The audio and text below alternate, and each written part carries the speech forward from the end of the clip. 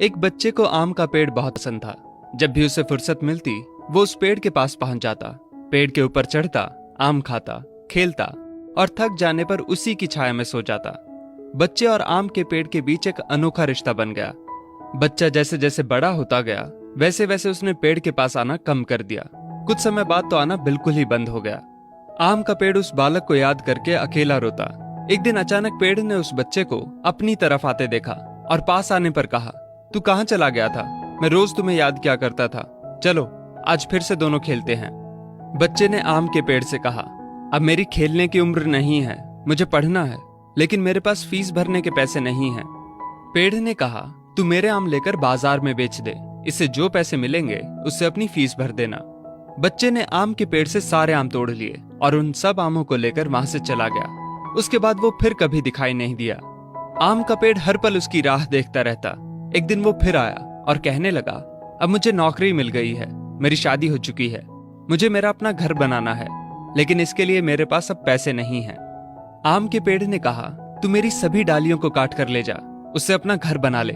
उस जवान लड़के ने पेड़ की सभी डालियां काट ली और लेकर चला गया। आम के पेड़ के पास अब कुछ नहीं था, वो बिल्कुल बंजर हो गया था, कोई उसे देखता भी नहीं था। पेड़ ने भी अब उम्मीद छोड़ दी थी कि वो लड़का उसके पास फिर आएगा। फिर एक दिन अचानक वहां एक बूढ़ा आदमी आया। उसने आम के पेड़ से कहा, शायद आपने मुझे पहचाना नहीं, मैं वही बालक हूं जो बार बार आपके पास आता था और आप हमेशा अपने टुकड़े काट कर मेरी मदद करते थे। आम के पेड़ ने दुख के साथ कहा, पर बेटा मेरे पास अब ऐसा कुछ भी नहीं जो मैं तुम्हें दे सकूं। वृद्ध ने आंखों में आंसू लिए कहा, आज मैं आपसे कुछ लेने नहीं आया हूं, बल्कि मुझे आपके साथ जी भर के खेलना है, आपकी गोद में सिर रखकर सो जाना है।